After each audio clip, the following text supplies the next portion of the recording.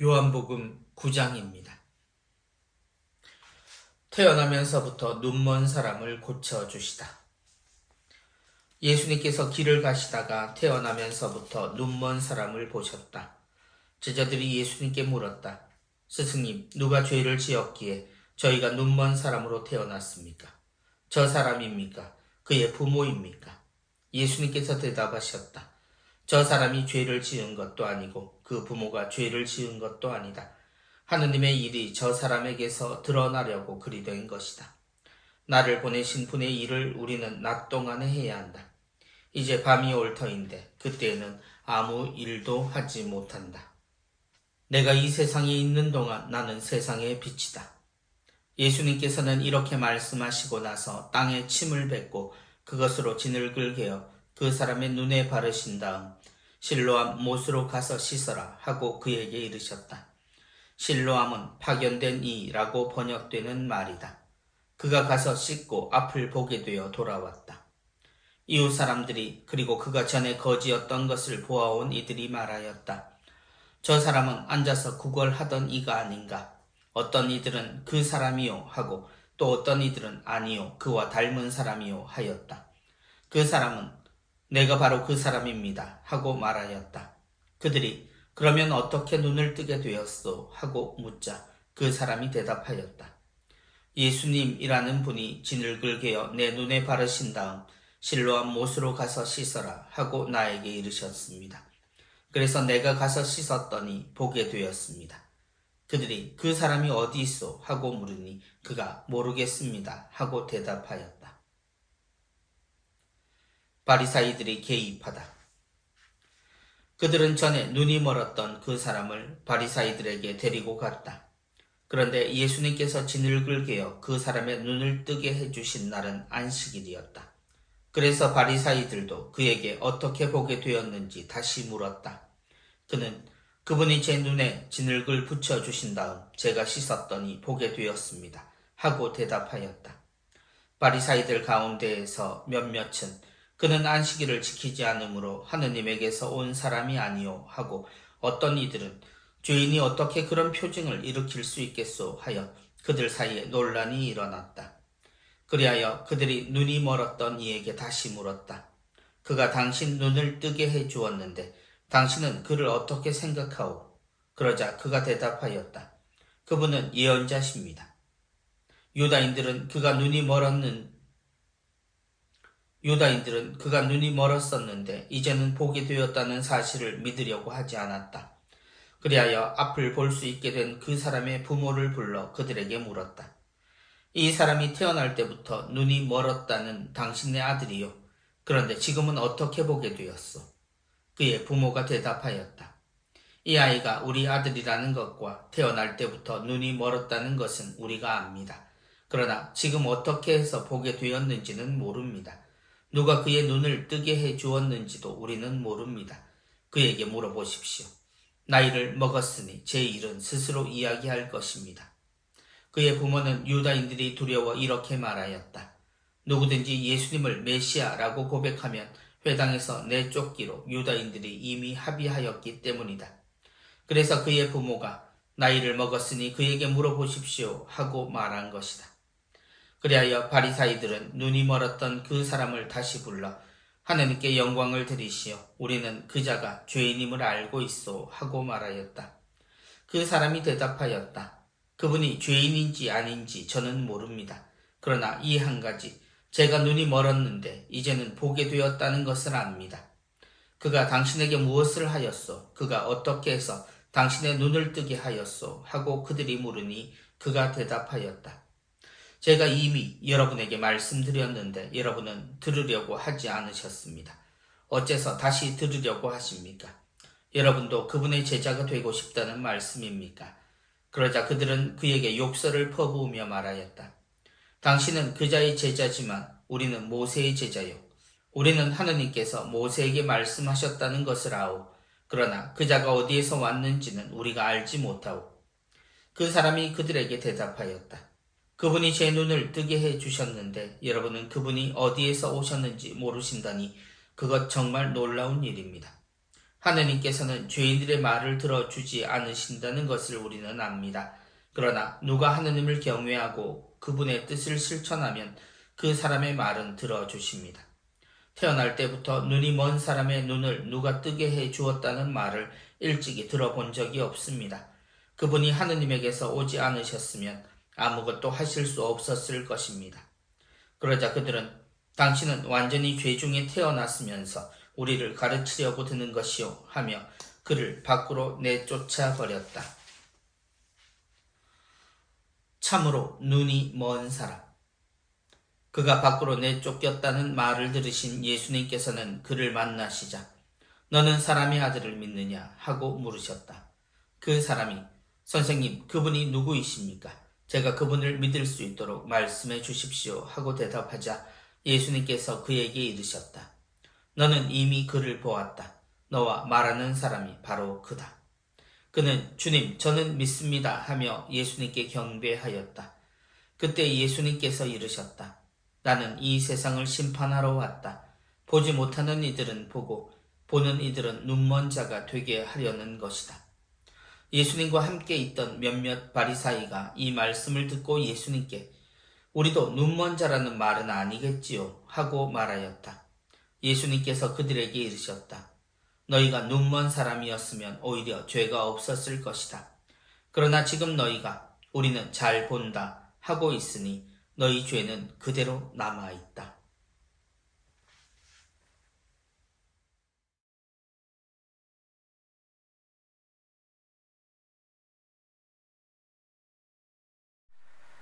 지금부터 요한복음 9장 함께 읽어보시겠습니다. 요한복음 9장은 종전 예수님의 신론에 대한 여러 가지 이야기들과 조금은 달리 한 사건을 중심으로 9장 전체가 이루어집니다.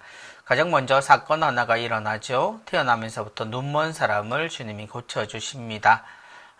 그런데 중요한 것은 이 일을 중심으로 해서 사람들의 생각들이 나뉘게 됩니다. 이유는 바로 이날이 안식일이었기 때문입니다. 그래서 바리사이들이 개입을 하게 되죠.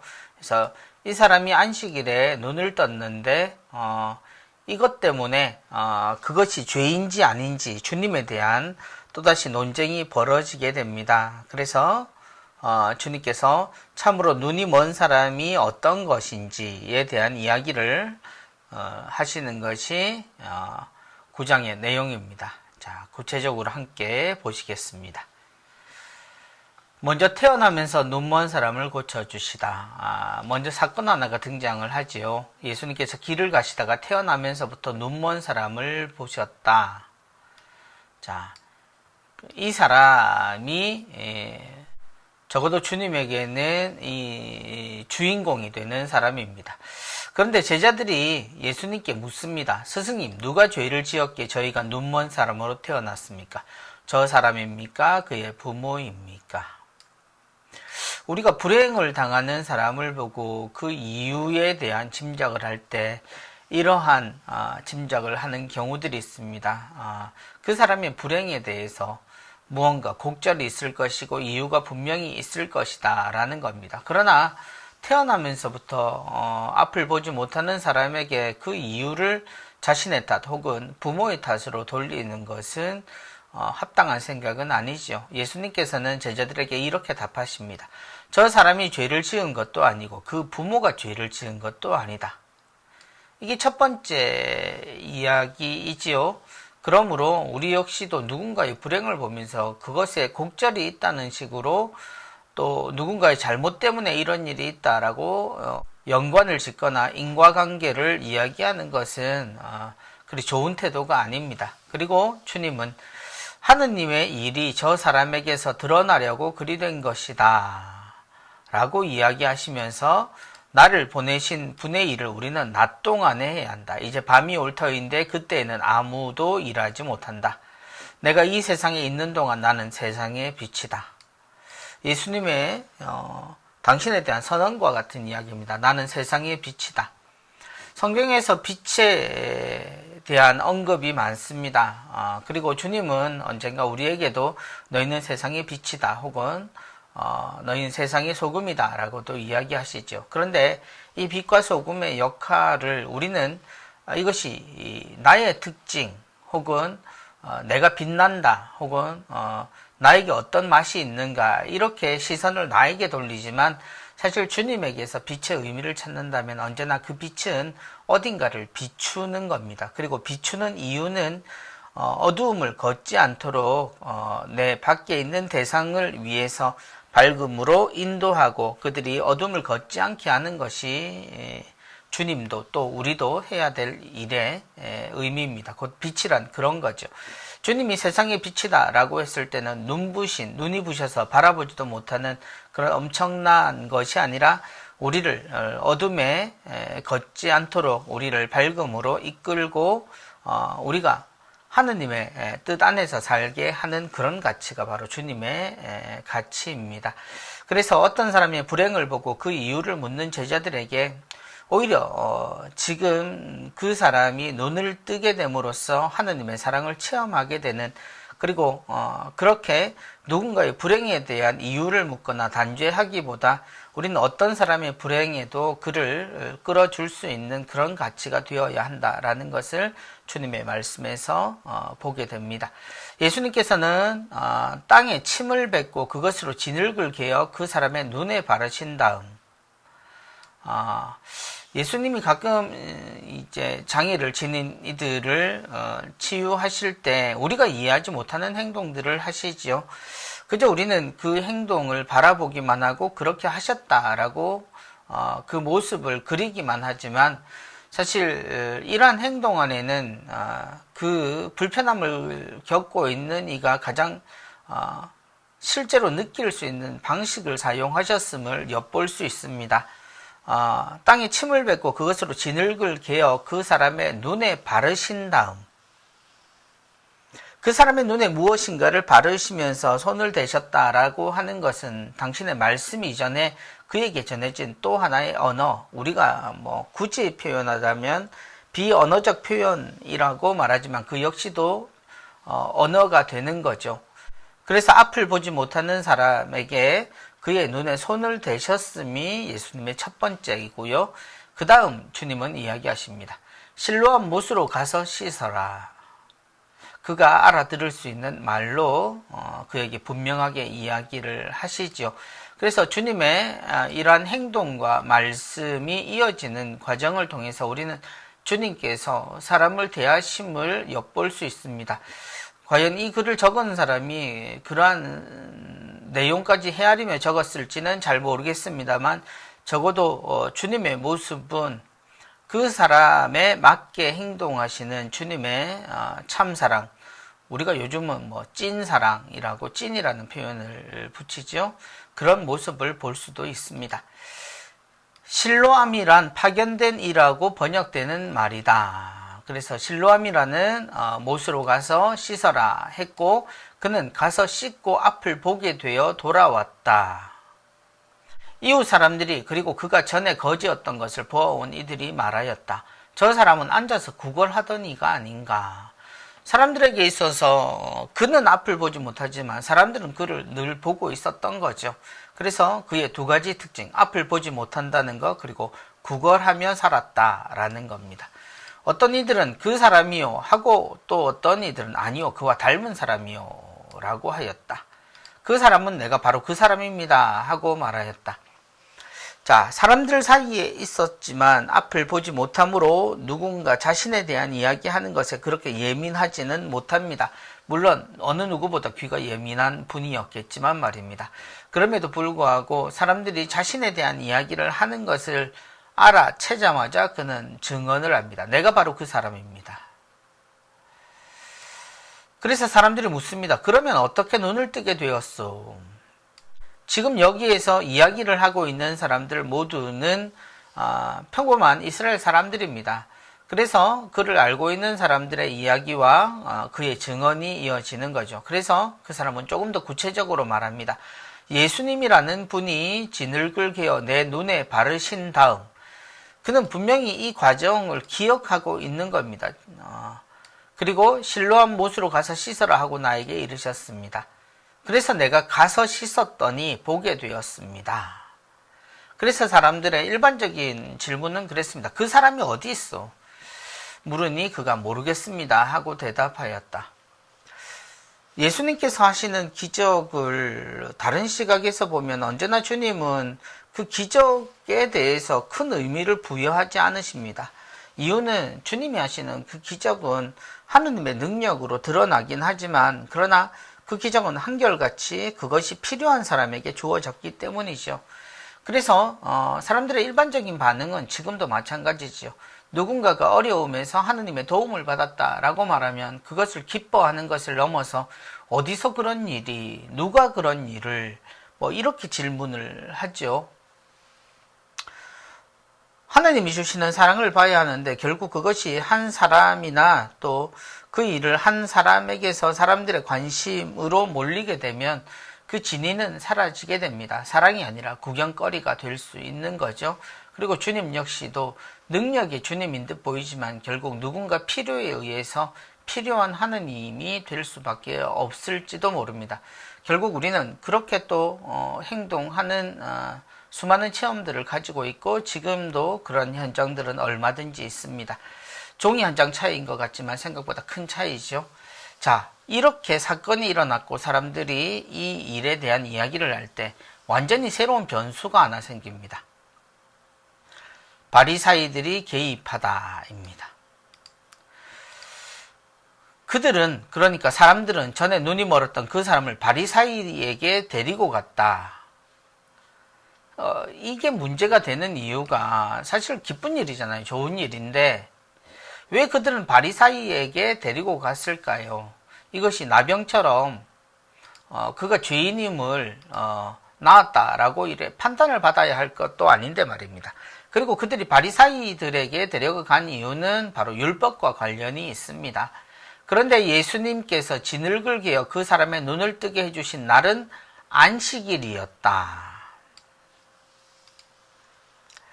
자, 여기서 두 가지의 같은 문제들을 우리는 볼 수 있습니다. 그 역시 실로암에 가서 씻었다라는 것도 그는 일을 하게 된 겁니다. 그런데 이 바리사이들 눈에는 주님이 진흙을 개어 그 사람의 눈을 뜨게 해주셨다라는 겁니다. 그건 역시 바리사이들에게는 일로 보이는 겁니다. 일은 안식일에서는 금기사항이죠. 그래서 바리사이들이 그에게 어떻게 보게 되었는지 다시 묻습니다. 그러자 그는 두 번째 증언을 하죠. 그분이 제 눈에 진흙을 붙여 주신 다음 제가 씻었더니 보게 되었습니다 하고 대답하였다. 바리사이들 가운데 몇몇은 그는 안식일을 지키지 않으므로 하느님에게서 온 사람이 아니요. 그러니까 바리사이들의 분명한 태도는 주님의 잘못을 이야기하는 겁니다. 그러니까 그가 눈을 뜬 것은 이제 관심 바뀝니다. 누가 이렇게 했는가에 대해서 어떤 사람들은 궁금해하지만 이때 바리사이들은 주님께서 죄를 지었음을 지적하고 있습니다. 그리고 어떤 이들은 죄인이 어떻게 그런 표정을 일으킬 수 있겠어? 그 자체가 하느님이 아니시면 가능하지 않은, 마치 천벌을 받은 것이 사라진 것이기 때문입니다. 그리하여 그들이 눈이 멀었던 이에게 다시 묻습니다. 그가 당신 눈을 뜨게 해주었는데 당신은 그를 어떻게 생각하오? 그러자 그분은 예언자십니다 라고 아주 즉석에서 바로 이야기를 합니다. 당연하겠죠. 자신에게 있어서 천형처럼 느껴지던 하늘에서 주신 벌처럼 알고 있던 그것이 사라졌으니 그 도움을 준, 그것도 아무런 보상 없이 그런 일을 해주신 주님이라면 당연히 하느님이 보내신 분이라고 대답하는 겁니다. 유다인들은 그가 눈이 멀었었는데 이제 보게 되었다는 사실을 믿으려고 하지 않았다. 또 다른 시선이죠. 그리하여 앞을 볼 수 있게 된 그 사람의 부모를 불러 그들에게 물었다. 사실 이 내용을 보면서 이게 과연 이럴 일인가 싶긴 한데 사람들이 참 이상하죠. 어떻게 표현하는 것보다 이상하다라는 표현밖에 저는 못하겠습니다. 이 사람이 태어날 때부터 눈이 멀었다는 당신의 아들이요. 부모한테 이제 이 질문을 하는 겁니다. 그런데 지금은 어떻게 보게 되었어? 참 답답하죠. 이야기를 해도 믿지를 않습니다. 그리고 부모를 괴롭히는 겁니다. 그러자 그 부모가 이 아이가 우리 아들이라는 것과 태어날 때부터 눈이 멀었다는 것은 우리가 압니다. 여기까지는 확실하다는 겁니다. 그러나 지금 어떻게 해서 보게 되었는지는 모릅니다. 누가 그의 눈을 뜨게 해 주었는지도 우리는 모릅니다. 그에게 물어보십시오. 나이를 먹었으니 제 일은 스스로 이야기할 것입니다. 참.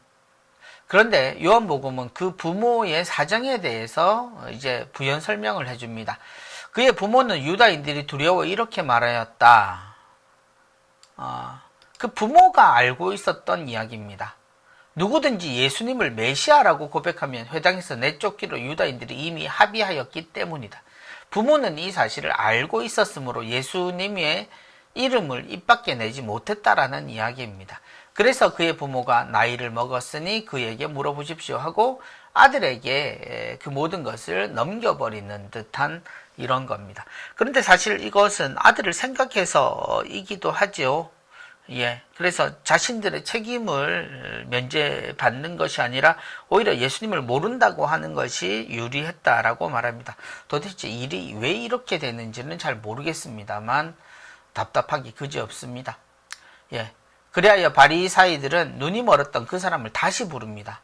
그리고 그가 나은 것은 분명하니까 하느님께 영광을 드리시오 라고 말을 하는데 대신에 우리는 그자가 죄인임을 알고 있어 라고 엇갈린 이야기를 합니다. 당신이 눈을 뜬 것은 하느님께 영광을 드릴 일이지만 우리는 당신을 낫게 해줬다는 그 사람이 죄인이라는 걸 알고 있다라는 생뚱맞은 이야기를 하는 거죠.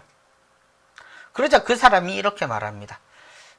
그분이 죄인인지 아닌지 저는 모릅니다. 그러나 이 한 가지, 제가 눈이 멀었는데 이제는 보게 되었다는 것은 압니다. 자, 조금 이 사람이 굉장히 불쾌하다라는 것은 알 수 있죠.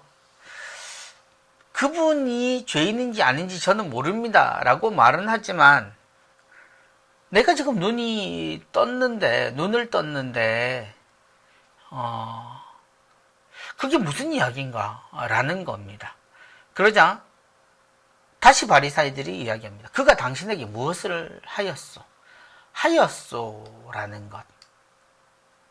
그가 어떻게 해서 당신 눈을 뜨게 하였소? 다시 한번 물어보는 거죠. 그는 이미 대답을 했는데 말입니다. 그러자 그가 말합니다. 제가 이미 여러분에게 말씀드렸는데 여러분은 들으려고 하지 않으셨습니다. 어째서 다시 들으려고 하십니까? 화가 난 거죠. 여러분도 그분의 제자가 되고 싶다는 말씀입니까? 이것은 그들이 이미 그자가 죄인임을 알고 있어 라고 이야기했기 때문에 그가 화가 나서 하는 말입니다. 진짜로 제자가 되고 싶으십니까? 를 물은 게 아니죠. 어려움에 처해 있던 사람, 평생의 어려움을 누군가에게 도움을 받았는데 그 사람을 죄인으로 몰고 대신에 너는 참 좋겠다라고 말하는데 도대체 이 상황이, 그리고 자꾸 물어봅니다. 그가 무엇을 했느냐, 어떻게 했느냐, 무엇을 하고 어떻게 했느냐가 바로 안식일에 그런 일을 했기 때문에 죄가 된다라는 뜻인 겁니다. 그걸 아는 이 사람은 그래서 비웃음까지 들어가는 거죠. 여러분도 그분의 제자가 되고 싶다는 말씀입니까? 왜 이러십니까? 라는 이야기입니다. 그러자 그들은 이제 본색을 드러내죠. 그에게 욕설을 퍼부으며 말합니다. 당신은 그자의 제자지만 우리는 모세의 제자요. 우리는 하느님께서 모세에게 말씀하셨다는 것을 아오. 그러나 그자가 어디에서 왔는지 우리가 알지 못하오. 우리가 아는 것은 모세밖에 없다. 이것은 모세가 이야기하는 대표적인 것은 율법이죠. 우린 율법밖에 모른다라는 이야기입니다. 분명한 건 너는 눈을 떴지만 그 사람은 죄를 지었다라고 이야기하는 거죠. 자신들의 말이 이상하다라는 사실 자체를 인정하지 않습니다. 예. 이런 경우는 우리도 자주 보고 있죠. 이런 경우들이 있습니다. 그죠? 그래, 네 말은 맞다 치자. 그러나 나는 인정 못하겠다. 이런 식인 거죠. 그래서 그 사람이 그들에게 말합니다. 이제 그 사람 참 용기가 생긴 것 같습니다. 그죠? 그분이 제 눈을 뜨게 해주셨는데 여러분이 그분이 어디서 오셨는지 모르신다니 그것 정말 놀라운 일입니다. 자, 본격적으로 비꼬는 거죠. 하느님께서는 죄인들의 말을 들어주지 않으신다는 것을 우리는 압니다. 이 사람이 갑자기 태도를 돌변해서 정말 자신의 마음에 있는 이야기를 합니다. 그러나 누가 하느님을 경외하고 그분의 뜻을 실천하면 그 사람의 말은 들어주십니다. 태어날 때부터 눈이 먼 사람의 눈을 누가 뜨게 해주었다는 말은 일찍이 들어본 적이 없습니다. 그분이 하느님에게서 오지 않으셨으면 아무것도 하실 수 없었을 것입니다. 이것이 이 사람의 진짜 마음인 거죠. 그래서 그는 용기 있게 박사들이라고 불릴 수 있는 지도자들, 선생님이라고 부르는 사람들에게 자기의 이야기를 합니다. 나의 태도는 앞을 보지 못한다는 이유로 모두의 평가만을 받았죠. 불쌍하다, 어렵다, 뭔가 죄가 있을 것이다. 예수님의 제자들이 이야기했던 어이없는 짐작들처럼 말입니다. 그러던 그가 눈을 떴기 때문에 말을 잘하게 된 걸까요? 그건 아닐 겁니다. 그가 가지고 있던 마음을 이제 이 어이없는 스승들에게 내비치는 겁니다.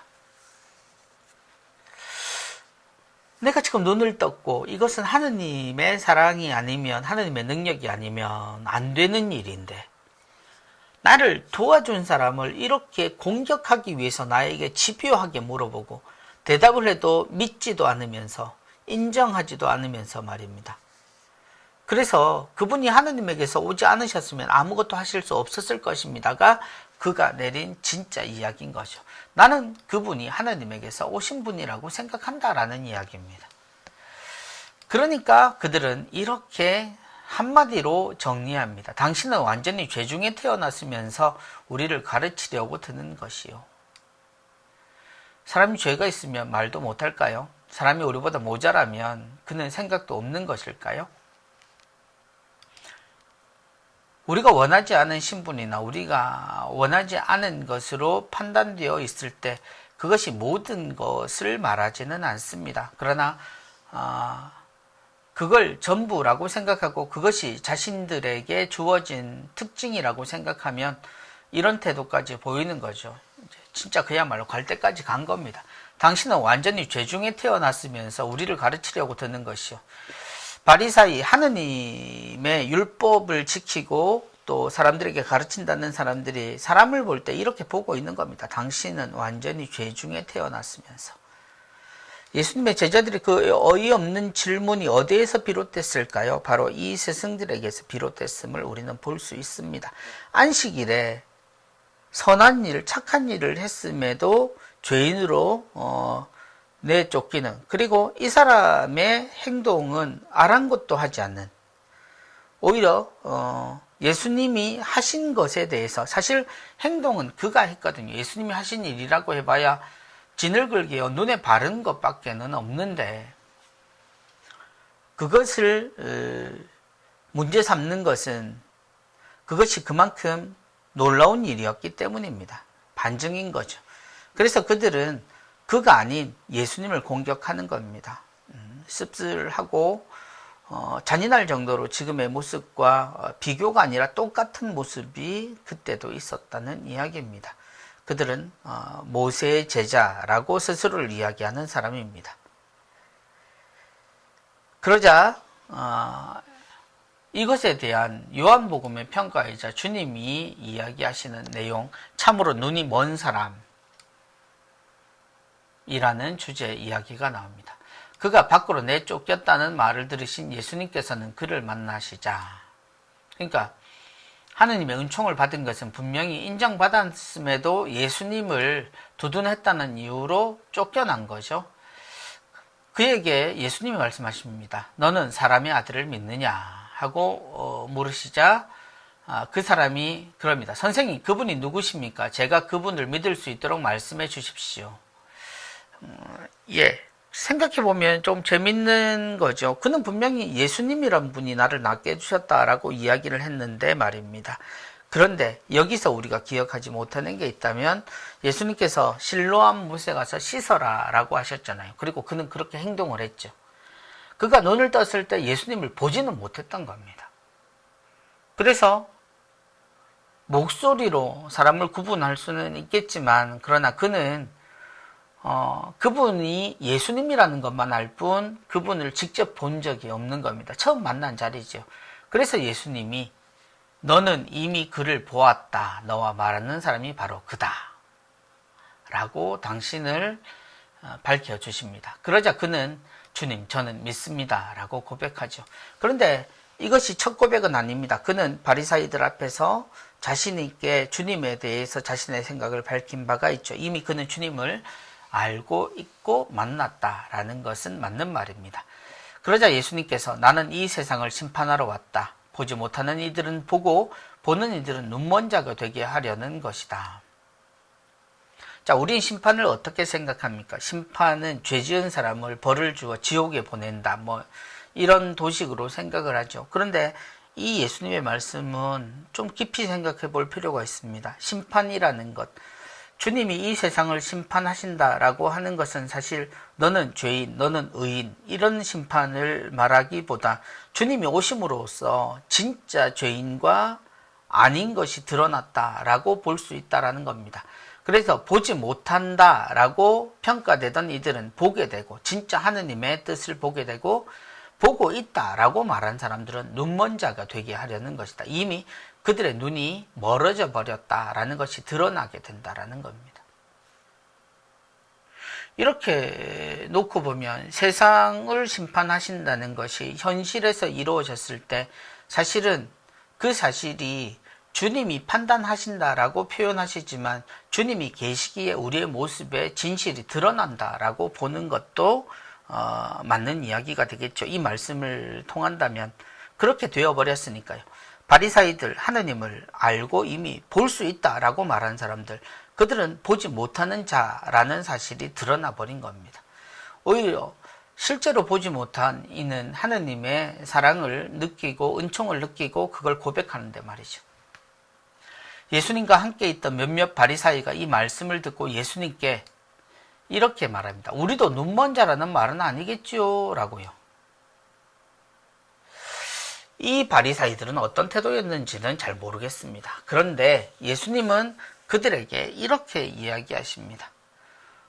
너희가 눈먼 사람이었으면 오히려 죄가 없어질 것이다. 그러나 지금 너희가 우리는 잘 본다 하고 있으니 너희 죄는 그대로 남아있다.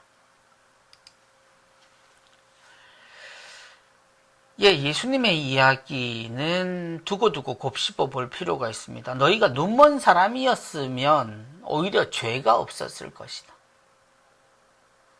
그러나 지금 너희가 우리는 잘 본다 하고 있으니 너희 죄는 그대로 남아있다. 우리는 잘 본다 라고 말하는. 그리고 그들이 너희는 눈멀었다 라고 그런 사람들을 아까 뭐라고 이야기를 했지요? 당신은 완전히 죄 중에 태어났으면서 라고 말을 했죠. 앞을 보지 못하는 사람에게요. 그 사람이 우리는 잘 본다 라고 이야기하는 것. 그렇게 해서 심판이 자동적으로 되어버리는 상황. 주님이 심판하시는 게 아니라 우리 스스로가 심판 앞에서 자신 스스로를 드러내버리는 상황이 된다라는 이야기입니다. 9장 한 사람의 치유에 얽힌 이야기입니다만 우리가 결코 쉽게 넘어갈 수 없는 어려워서가 아니라 그 내용 자체가 우리가 쉽게 넘길 수 없는 내용이라는 사실을 함께 보셨습니다. 이제 문제 풀어보겠습니다.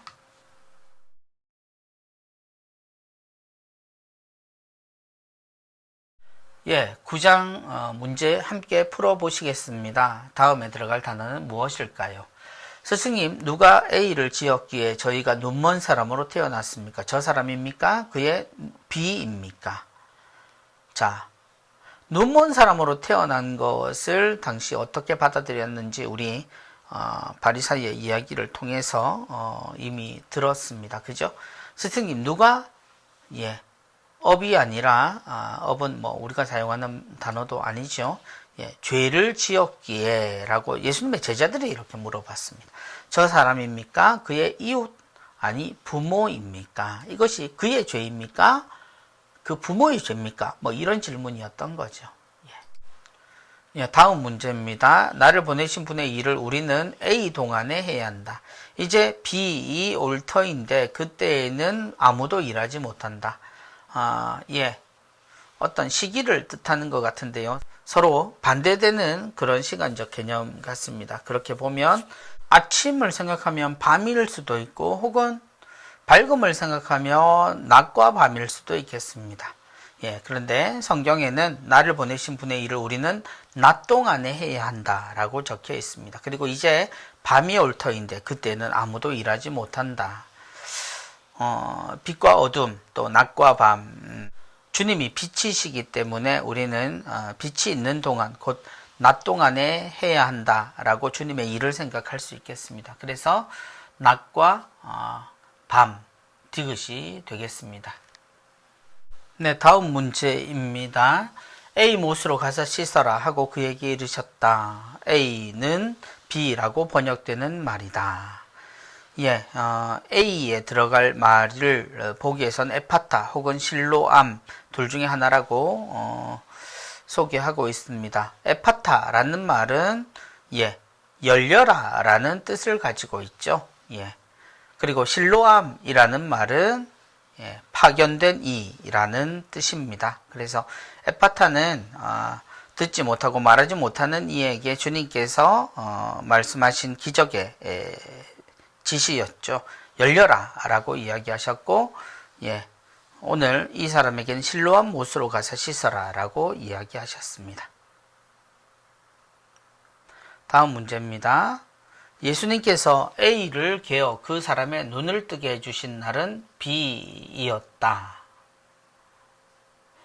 예, 예수님께서 흙을 개어, 예, 개다라는 말은 물이 들어가니까요. 그냥 흙으로도 생각하실 수 있겠습니다만 진흙을 개어가 성경의 표현이죠. 진흙을 개어 그 사람의 눈을 뜨게 해주신 날은 안식일이냐 공휴일이냐. 예, 성경에는 공휴일이라는 표현이 없죠. 예, 안식일입니다. 예, 진흙으로 또 안식일에 이것을 해 주셨습니다. 다음 문제입니다. 하느님께 A를 드리시오. 우리는 그 자가 B임을 알고 있어. 어떻게 보면 A와 B는 서로 연결되는 듯 보입니다. 그렇게 보면 하느님께 영광이나 찬미를 드리시오. 우리는 그 자가 예언자임을 알고 있어. 이렇게 해야 맞는 말 아닐까요? 그러나 성경에서 이 말을 한 사람들은 바리사이들이고요. 그들은 그가 낳은 것은 축복하지만 영광이든 찬미든 그러나 우리는 그자 곧 예수님을 예언자가 아닌 죄인이라고 알고 있다라고 표현을 하죠. 뒤에는 분명 죄인입니다. 그리고 앞에는 하느님께 영광을 드리시오 라고 이야기를 하죠. 그래서 엇갈려 있는 서로 맞지 않는 이야기를 바리사이가 이 사람에게 건넵니다. 다음 문제입니다. 나는 이 세상을 A하러 왔다. 보지 못하는 이들은 보고 보는 이들은 B자가 되게 하려는 것이다. 우리도 B자라는 말은 아니겠지요. 예, 이것은 예수님께서 그 사람을 만나서 이야기하시지요. 참으로 눈이 먼 사람이 누구인가 라는 이야기를 하실 때 나온 이야기입니다. 나는 이 세상을 구원하러 왔다. 맞는 말이고 심판하러 왔다. 또 맞는 말입니다. 그런데 여기 들어갈 말은 무엇일까요? 그래서 보지 못하는 이들은 보고 보는 이들은 보고의 반대니까 눈먼 자가 되게 하려는 것이다. 그러자 바리사이들이 발끈해서 말하죠. 우리도 눈먼 자라는 말은 아니겠죠 라고 말입니다. 예, 그렇게 보면 나는 이 세상을 구원보다는 심판하러 왔다가 맞는 말이겠죠. 그래서 A는 심판, B는 눈먼입니다. 야, 단답형 문제입니다. 다음에 들어갈 말을 적으세요. 자, 찾아볼까요? 내가 이 세상에 있는 동안 나는 세상에 이것이다. 그래서 우리가 낮 동안 일을 해야 한다라는 주님의 말씀을 기억할 수 있죠. 내가 이 세상에 있는 동안 나는 세상에 빛이다 입니다. 예. 다음 문제입니다. 그가 당신 눈을 뜨게 해 주었는데 당신은 그를 어떻게 생각하오? 하자 이 사람은 바로 이야기하죠. 그분은 예언자이십니다. 곧 하느님이 보내주신 분이다 라고 그는 서슴없이 고백합니다. 다음 문제입니다. 제가 이미 여러분에게 말씀드렸는데 여러분은 들으려고 하지 않으셨습니다. 어째서 다시 들으려고 하십니까? 여러분도 그분의 이것이 되고 싶다는 말씀입니까? 라고 말하자 당신은 그의 이것이지만 우리는 모세의 이것입니다. 모세의 이것이요 라고 바리사이들이 화가 나서 이야기를 하죠. 첫 번째 그는 답답해서 오히려 화가 난 마음에 바리사이들에게 그가 할 수 있는 최선의 공격인 듯 보입니다. 여러분도 그분의 제자가 되고 싶다는 말씀입니까? 라고 말하자 당신은 그의 제자이지만 우리는 모세의 제자요 라고 바리사이들은 자신들의 정체를 밝힙니다. 제자이지만 주님의 제자, 모세의 제자. 같아야 할 대상인데 그들은 그렇게 다르게 표현하고 있습니다. 다음 문제입니다. 당신은 완전히 이것 중에 태어났으면서 우리를 가르치려고 드는 것이요. 이스라엘의 지도자이자 스승이며 의인이라고 주장하는 바리사이들은 그에게 무지막지하게 이렇게 표현하며 그를 결국 쫓아냅니다. 스스로도 하나님께 영광을 드리라고 이야기했지만 그가 예수님을 두둔하는 바람에 그는 내어 쫓겨납니다. 이 사람의 부모가 이미 알고 있었던 대로 예수님을 메시아라고 고백하는 그야말로 하나님과 연결시키는 이들을 쫓아내겠다라는 그 다짐들을 실천한 셈인 거죠. 당신은 완전히 죄 중에 태어났으면서 우리를 가르치려고 드는 것이요.